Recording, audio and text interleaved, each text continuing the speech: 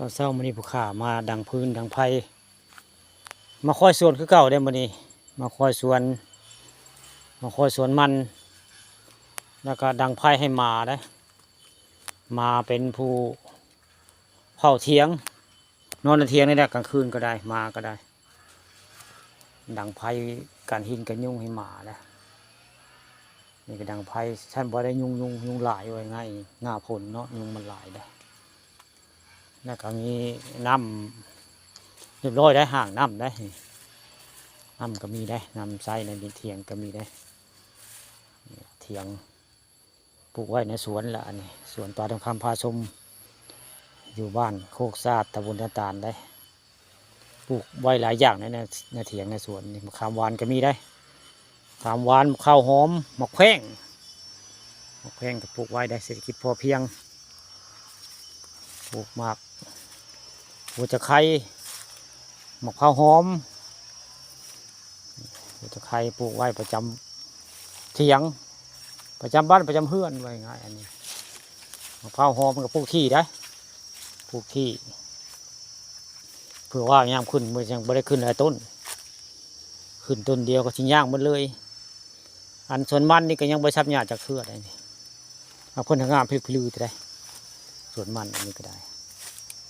มันนี่ก็ได้ดังไผ่ให้หมาเนาะหมาเขานอนเผาเถียงได้มาดำตัวนึงได้นอนเผาเถียงอันส่วนมันนี่ก็ยังไว้ซับหญ้าดอกไว้ซับหญ้าจากเทือกนี่ก็ต้นบางนาวเลยต้นบางนาววันเฮาได้นี่ยุ่งก็ลายได้ไก่ไผ่บ่ได้ยุ่งลายมันนี่ก็จะซับกับยังบริจัดแต่ปลูกวันนี้แต่ปลูกมันเดือน5นี่ถ้าแต่ปลูกก็ยังบริอันซับเนี่ยจากเทือกงามแต่แท้ดีมาดำนี่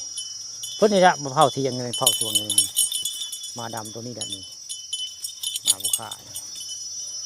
เพิ่นมานอนเผาเทียงเพราะว่ากระเวกมีส่วนมันนี่มีกับจังกระเตกันหลายได้แง่กระลายได้บริเวณสวนมันแง่กระลายมีเขาจงหวางเห็นทะลึ่งได้จงหวางเพิ่นออกมาหน้าเล่งเนาะเพิ่นออกมาย่อหัวให้เบิ่งจงหวางก็มีได้บริเวณเขตป่ากรุงหลังอบตหน้าตาลเลยมีเขาจงหวางบ่ได้โมเมนต์ธรรมดาเด้แถวๆนี่แต่ว่าสวนมันบุค่ามงนี้ยังบริษัทหญ้าได้ยังบริษัทหญ้าอันนี้ก็ต้นมะกะตากบได้นี่ปลูกไว้เห็ดห่มเงาต้นมะตะกบได้ปลูกไว้ห่มเงาอันนี้การปลูกเปี้ยได้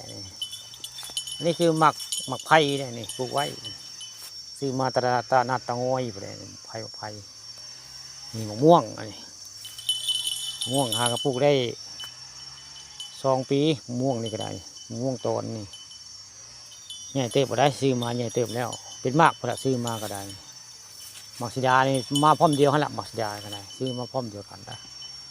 แต่เพิ่นบอกเป็นมากปีนี้ก็เลยเด็ดยอดเพิ่นเลยเป็นมากได้